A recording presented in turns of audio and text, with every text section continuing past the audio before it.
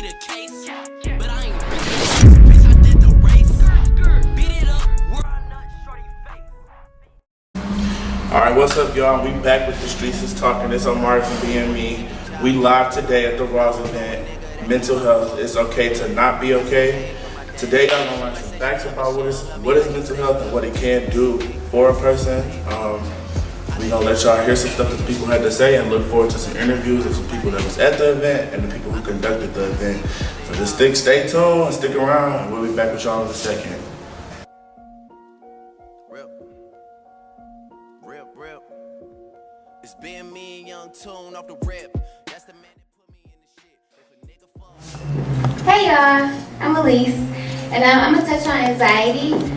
Anxiety is emotion characterized by feelings of tension, worried thoughts, and physical changes like increased blood pressure.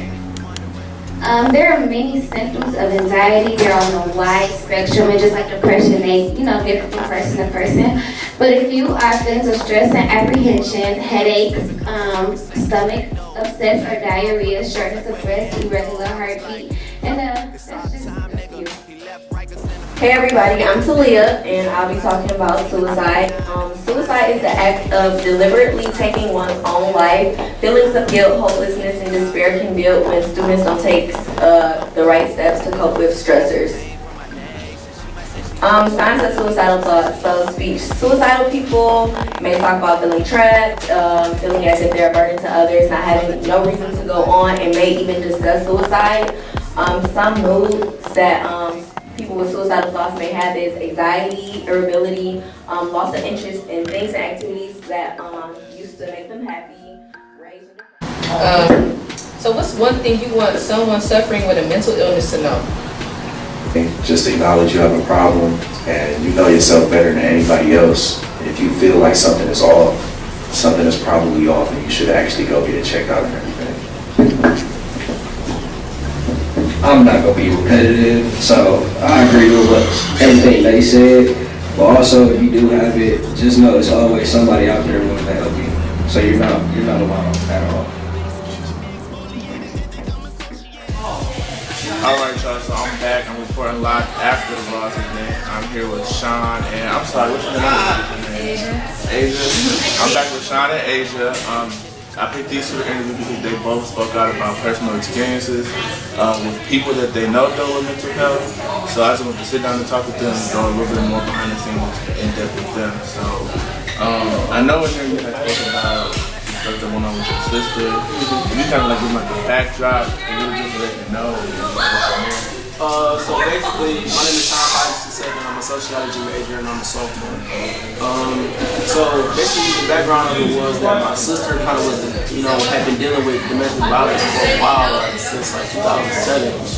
She had just like been able to come and cope with it, like a few years ago. It's been kind of an ongoing thing that hasn't really stopped. So, me, the way I dealt with it was I tried to make sure that I was able to be the best person that I can.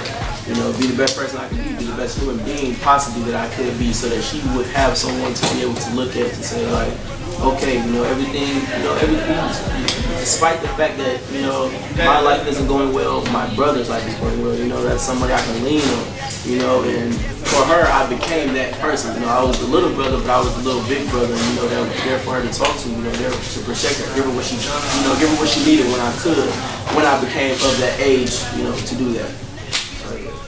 So with that, but not with her being able to talk to you and let you know like you was that star in her life, how did that make you feel? I know you said you wanted to work on being a better person for yourself as well as her, but when she told you that, like, did you have a different perspective on like, people who went through stuff like that? Oh yeah, definitely.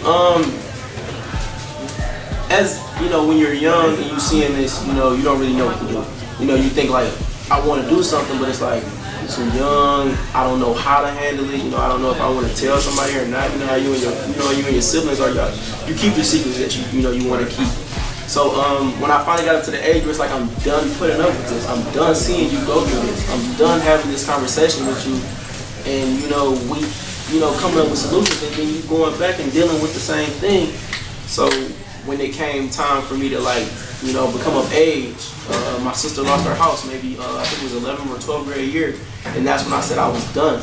You know, I was fed up with, you know, her going through it. I was fed up with allowing her to go through it. And I became, you know, that man that I was supposed to be. I became that young man that I needed to be. So when she lost her house, you know, whatever money I had, I gave to her. You know, whatever I could do for my nephew, I did. You know, my grades were stellar. You know, my grades were always stellar, but I started slipping when I got in high school. When this, you know, event occurred, everything turned back around, snapped back into what, you know, the man that I was. So I would say that it was very big for me, you know, just knowing like, okay, someone is leaning on me, someone is depending on me. So, you know, that really made me become a better person for sure. Definitely. I do appreciate you sharing that with us. Our second interviewee here, Miss Asia, also had a personal experience. She dealt with a best friend who tried to take her own life, and thank God she's still here today. So we're gonna let Asia go into depth about that situation. I'm gonna go into depth about that, and also something else that I didn't mention inside the classroom. But bonus things. My friend who was very depressed for a long time after high school, just really, I guess she couldn't find herself in, you know, being an individual and being an adult, especially because her background was so disconnected. Her home life was not always, you know, full of love, full of care, like everybody else, you know, comes from a good background. She didn't have that. She barely stayed with her mother. She didn't have a relationship with her father. She stayed with her grandparents, and once they passed, it was like all hell broke loose. So when she had, you know, her alone time, her own thoughts started eating away at her. So I was up here in East Lansing at school. She was at home in Detroit, and whenever she would call me, I would feel ashamed of the good that I was doing because it wasn't reflecting in her life as well. And I felt like the more I did that, the more I felt bad for, you know, what I wanted to share and what I couldn't share because of what she was going through. The more that hindered her and, you know, moving past what she was going through. It's like I can't keep letting her dwell in all the bad because it's bad everywhere all the time. But the night that she called me and was about to take her own life, I just took a step back and had to think about, you know, what has she already heard before? I'm sure she's heard, I love you, I care about you, please stay, if you don't do this.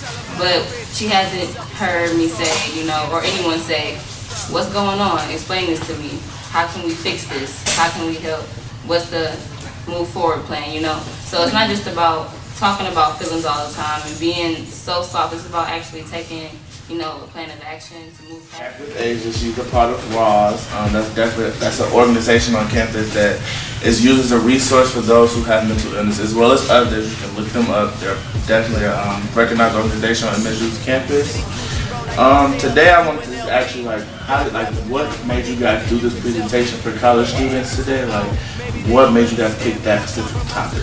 So, R.A.W.S, we raise awareness not just about mental illness, but we raise awareness about different things that we feel affects us as a college community. And we want to talk about things that are quite swept under the rug. And one of the big things that people don't like to talk about is mental illnesses. And it affects more than half of the college campus. And in about the Black community, it's even more. So it was important that we touched on that, you know, today. I just wanted to ask you as a person that's involved, what would you tell people in general?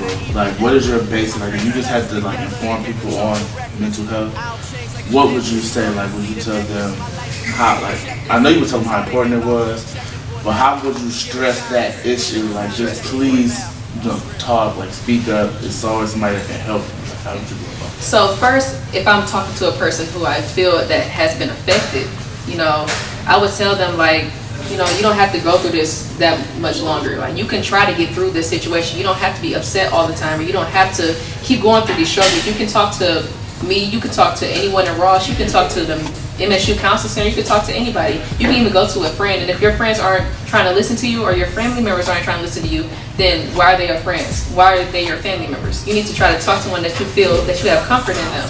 Even if it's a stranger, you know, try to talk to someone so you can get out of that struggle. And if you're talking to a person that's, you know, if you know someone that's going through a mental illness thing, if they're going through a struggle, like your friend, you know, you were talking about your friend earlier.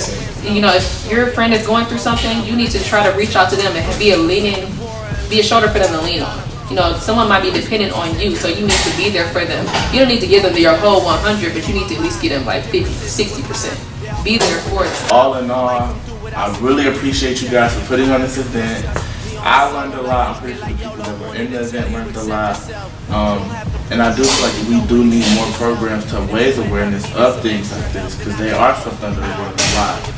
So, with that being said, I really want to thank you for taking your time out to sit with me after this event and talk to me. No problem. I really, really loved it. Again, I can't stress that enough. So, I want you guys to keep up the good work. And yeah, like I hope to interview you again sometime. You know, it's cool. Be our next event. We're talking about domestic violence. We got more Streets Is Talking coming for y'all soon, so please stay tuned. Follow us on Instagram and Twitter at MSU BME. Stay updated on our shows and stuff. We got some stuff coming your way, so be on the lookout. Are you enjoying yourself? If we may, we would just like to close out with something a bit inspirational, hopefully, or something a bit relevant.